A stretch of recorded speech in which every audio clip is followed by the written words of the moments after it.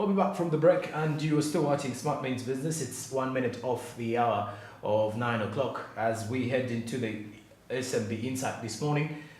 Please do remember to invest in government bonds and other securities by utilizing the Zap platform. Use it today. Use the USSD code *292#, follow the prompts, and kickstart of your investment. Of course, it is that simple, possible, and it will be very effective for you. The minimum amount of money if you need to invest in government bonds, for example, is pretty much just 15,000 Ugandan shillings, and then you will be able to grow your investments and see how effective they can be for you, and quickly kickstart off your investment journey. Zabu is a platform by Altex East Africa, and it does give you that opportunity to grow your investments today. The markets open at 8:15 a.m. Their closing time at 3:15 p.m. East African Standard Time, but also do remember that these markets are fully closed on the weekends and on public holidays. Zabu, my money, my future, Altex East Africa, do something new. Now let's look at the poverty report of 2021, pretty much analyzing the poverty report that was released recently. And the poverty report that was released by the Ministry of Finance, Planning and Economic Development apparently did reveal that Ugandans in the last decade apparently steadily getting out of poverty, that the majority of Ugandans are steadily getting out of poverty. That is according to the poverty report that was released by the Ministry of Finance, Planning and Economic Development. How true the statement is? Well, according to the statistics of the Ministry of Finance, Planning and Economic Development, is that that is the case. However much, if you go on ground, you get to realize that quite a number are not getting out of poverty just yet. However much, the government does intend to at least have many the country get into the money economy, inclusive of the middle status income being one of what we are watching currently. But there is also a view from the private sector players in the country thinking that, well, there are lots of people in the agriculture sector, but most of them are not doing it for commercial purposes. They are only doing it for personal purposes, subsistence agriculture. And of course, according to John Walgembe, the Executive Director of the Federation of Small and Medium-Sized Enterprises, he does believe that the parish development model should at least lift the agricultural sector in turning it into commercialization, or to turn it commercially into something realistic.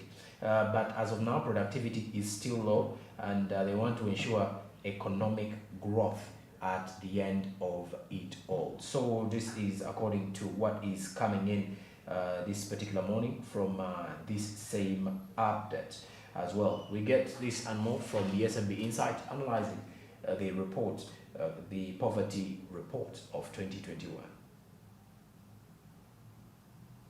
Now, this status report was themed jobs, informality and poverty before and after COVID-19.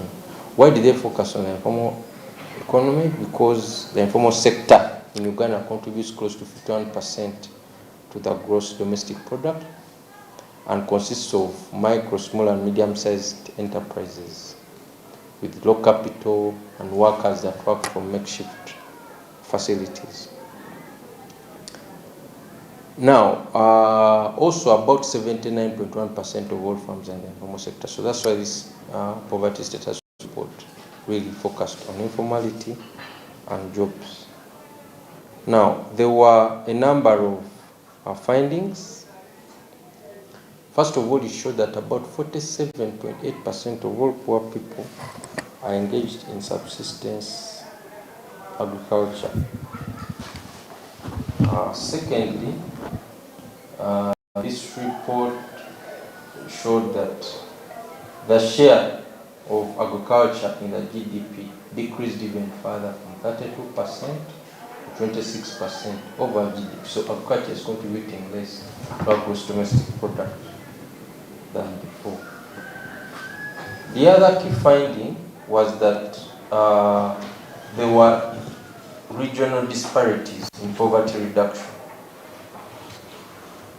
So we see that there was poverty in the Elgon region reduced or declined, poverty in Bunyoro declined, poverty in Busoga declined, poverty in Kampala declined, poverty in Buganda South declined, Teso and Bukedi declined. However, poverty in some parts of Uganda, in the northern parts of Uganda, that is in Kruwero and so on, the poverty there increased. Karamoja saw an increase in poverty. Toro saw an increase in poverty. Kigezi and Ankole saw an increase in poverty this time. So we must ask ourselves a number of questions. Why is it that regions in which government has actually intervened with affirmative action programs like Northern Uganda and Karamoja are now seeing an increase in poverty? See, why is that the case? And then why is it that parts of the country where government has not intervened, like Busoga and Elgon region and single reduction? And in Busoga region, we have been talking about the issues of sugar cane. Is sugar cane contributing to poverty reduction there or not? I think that's something that researchers can explore. Now, the other issue was about the dynamics around the rural and urban areas. We saw that there is more poverty in rural areas than in urban areas. You see? So that is also something that was noticed. The number of Ugandans that are in urban areas increased slightly. You see? So we saw that, for instance, in 2014, about 21.4% of Ugandans lived in urban areas. Now this has increased to 23.2% in 2021. And we are saying that there is more poverty in rural areas than in urban areas, because the poverty rate in rural areas is around 23.42%, while in urban areas it's only 11.66%. So these are some of the things. Then the other issue was about the sectors. We saw that the incidence of poverty was more pronounced in crop agriculture, followed by non-crop agriculture, followed by industry, followed by trade, followed by services. So, and then of course, so it means that if you don't want to be poor, you have to avoid agriculture, because it is showing us here that those in agriculture are the poorest. Those in services are lawyers, accountants, those are doing well. Those ones in trade, Chikubu and so on, they are okay. Those ones who are in small-scale industry, factories are okay. But those in crop agriculture especially, they are doing very bad. If I'm to look, I mean, I don't want to, in English there's a saying, correlation is not the same as causation. So we don't know that whether people are poor because they are in agriculture, or agriculture attracts the poor in the first place. So do you enter agriculture as a rich person and then get poor, or as a poor person you are more likely, agriculture tends to be more attractive to the poor? I think those are things we need to explore. But clearly there are more poor people in agriculture. That might be because of the structure of our economy, that most of them are smallholder farmers, they are peasants. Or it could also mean that agriculture is not entirely profitable, so people don't necessarily transition, they are stuck in poverty. So, yeah, maybe they have, because if you look at the reduction in Kampala, maybe it contributed. If you look at the reduction in certain areas, maybe the Elgon, the Usoga region, maybe those programs have had a positive contribution. But then there are other areas where government has come in with affirmative action programs, like Northern Uganda. You know, we had NUSAF 1, NUSAF 2. The poverty is increasing. Why? Karamoja, we've had a lot of NGOs do work there. Why is poverty increasing? So I think these are issues we need to very... I think this report should tell us that, should make us examine our priorities. We are seeing that agriculture is contributing less and less to GDP. We are seeing that more people are involved in agriculture. So I think government is saying, okay, since we have poor people in agriculture, how can we push them out of that poverty using the fresh development model? You know? So maybe that's the motivation by government. Because parish member may say, those people who are stuck, let us try to push them using this PDM. So, but the question is, does PDM able to push us forward? I think that's a question that no one has an answer to. Let's allow the program to be implemented and then we can make analysis later. But I think government recognizes that, and maybe that's why they are prioritizing the parish development. No, I think ultimately we have to ensure that there's economic growth, because if the economy is not growing, or if our growth, if we are not growing as we should, then it means that you're going to struggle with poverty for a very long time. So I think for me, economic growth is something that we actually need to prioritize as we talk about. That have had limited government intervention, the Teso area, the Busoga region, the Elgon region. Interestingly, these are the areas where we see a reduction in poverty. Now, there are those areas where government has intervened, for instance, the North, Nusaf 1, Nusaf 2. Poverty is increasing. Why?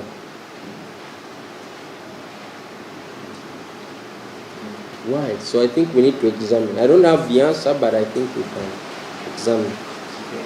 What exactly do we have to examine? Are these programs effective? Because the objective of NUSAP was to address poverty in the North.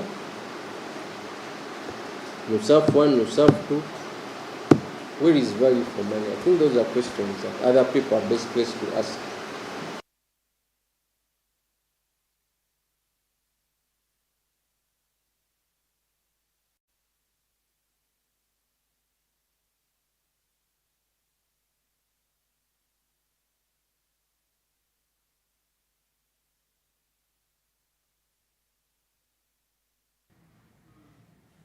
So what is it from the angle of to do with the President of Federation for Small and Medium-Sized Enterprises, that is Mr. John Walugembe, giving us more details on the poverty report of 2021. But now, as we look at that poverty report that was released last week, saying Ugandans are getting out of poverty in the last 5 years, that most of the Ugandans apparently.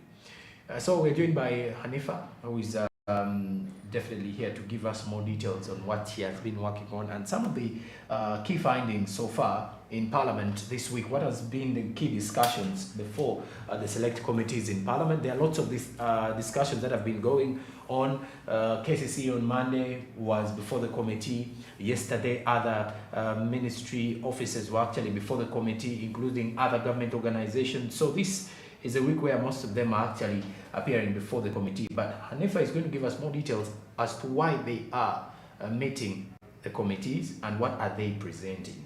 So briefly, Hanifa, if you're to, first of all, take us back to Monday. Yeah. What happened? Which organization or which government entity was appeared before the committee, and what were they presenting? Yeah, on Monday it was KCCA that appeared before the National Economy Committee. Okay. The National Economy Committee, this is the committee that approves the loans. Yes. So they are looking at the loan performances of each sector. Now that Parliament has approved this loan and this loan has been already gotten, how far has the money, has this loan performed? How is it now?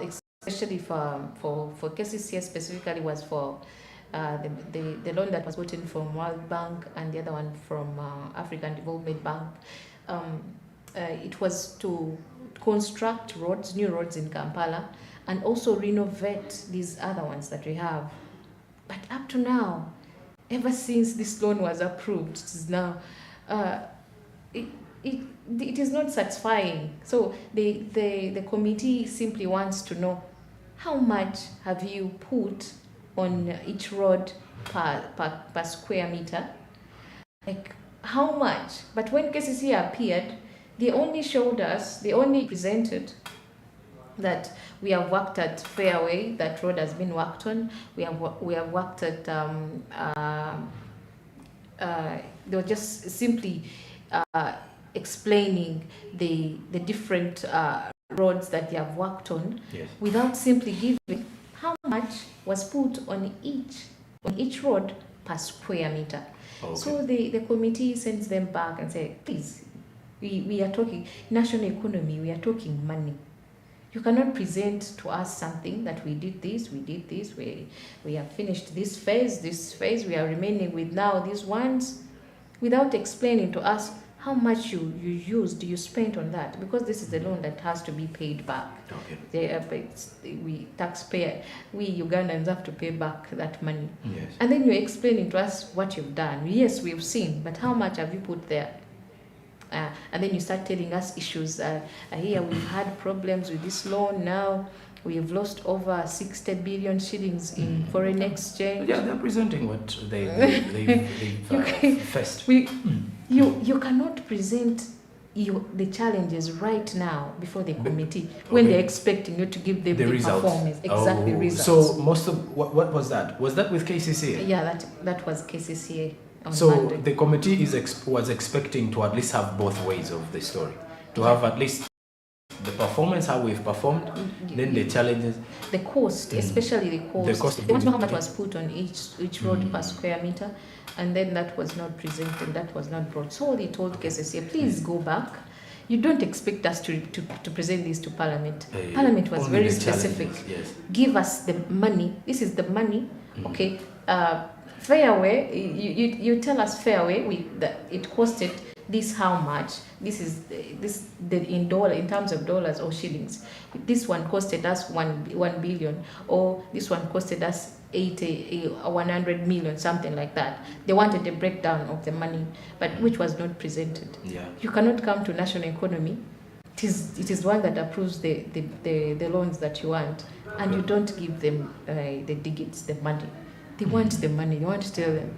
You cannot just. It's not just possible. So yesterday, the same committee, national economy, it met officials from Civil Aviation Authority and UNRWA still, and UNRWA, and though UNRWA, there was the sectors that appeared yesterday, they still did not satisfy the committee.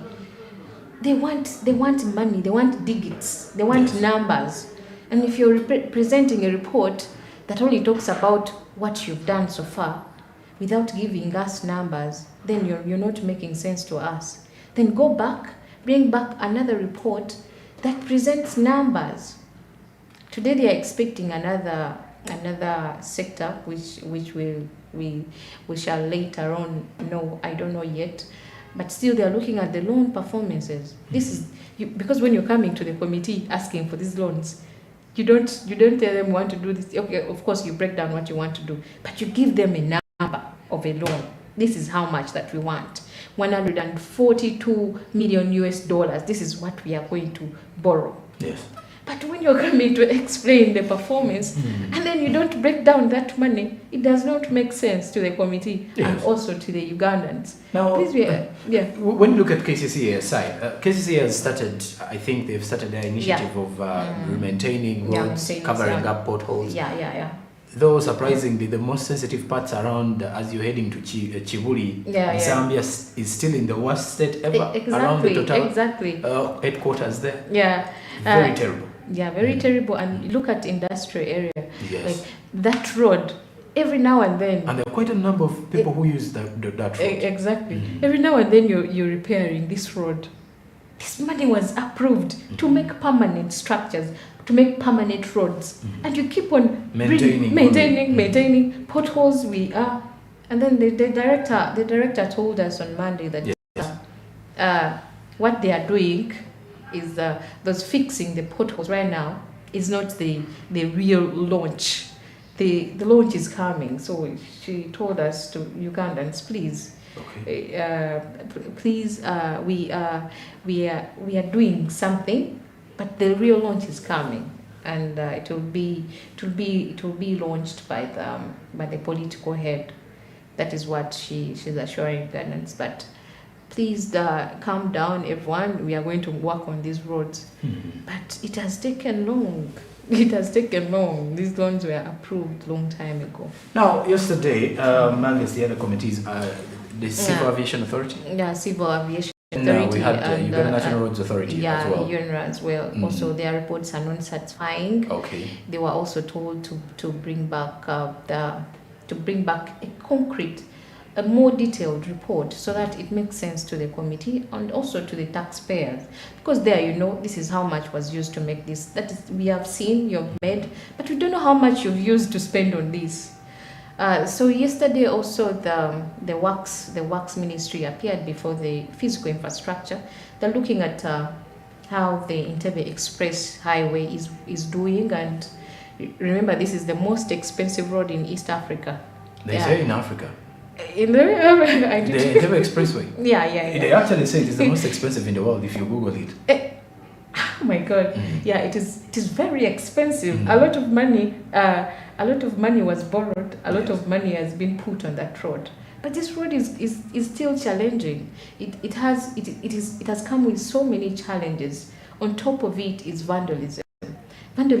Gross vandalism. Even before this road was launched, like gross vandalism. They have taken the wires, the fences. They are all taken, and people pay. Of course, pay. People pay, and there's still an issue on the money that is being paid. 5,000 is a lot of money. Yes. For actually, if you're using to and fro, that is 10,000 already. That is a lot of money. But the road, there's no security. There's not enough security. The lighting itself, the lights, they only have a few lights or where the cameras are. But when you go beyond, it is total darkness. And at night, it becomes risky for people, for road users. So this road, the most expensive road, it has no lights. There's insecurity on it. So like, what are we doing as a country? I've seen the Honorable Katumba Amala saying that they're going to work on that. Yeah, they're going to work on that. But what is the reason for the delay? Because accidents are happening, people are losing lives on that road. Exactly. And the worst part is the robbery. The robbery. Yes. The robbery. Actually, it is the robbery that brings about these accidents. Because someone is trying to run away from. Yeah, exactly. Very true. Those thugs hit you when they hit your car with a stone. You lose the control. You lose control. Yes. You panic, and then you end up knocking these pavements. How do they call them? Those ones that's put in the middle. The sideways. Oh, you mean the ones that are the guards? Yeah, those guards there. That concrete which is put there. So most of the times these cars, the accidents that they get on that road is the cars knock that hard concrete in the middle, and then people lose lives. And it is they have cameras there. Only that the few cameras. It is a very expensive road with few cameras. If they're supposed to get everything that happens there, yeah. If you've made something very expensive, please put everything on it. The lighting and everything, so that people are protected and their property and lives are not lost. Lastly, what should we expect tonight though? And amongst the other key discussions, which other people are expected to present, or what is highly expected of the different committees today? Yeah, the national economy is still continuing to assess the performance of loans that have been approved. We borrow a lot in Uganda. We have so we need to know what this money has done so far, and then they are not so far. What they have received is not very satisfying to them, and even to us as Ugandans. We need to know this money that is being borrowed, what it does. Today, different sectors keep coming. I don't know which one is coming today, but of course we shall find out tonight when we get there, and we shall be able to know which loan and which sector has performed in using that money that was borrowed. And all right, Sam Hanifa will be giving you a more detailed report tonight in the Bulletin Business Today, 9 p.m. So do make sure to make a deal and catch it up. So it is something that you will be following up on more in regards to the National Economic Committee. Yes, working upon at least assessing the performance of various government entities and ministries before the rollout of a new financial year budget come 2023-2024. After the break, I'll be getting back with Barija Andrew to discuss more in regards to the SMB on ground. Good morning.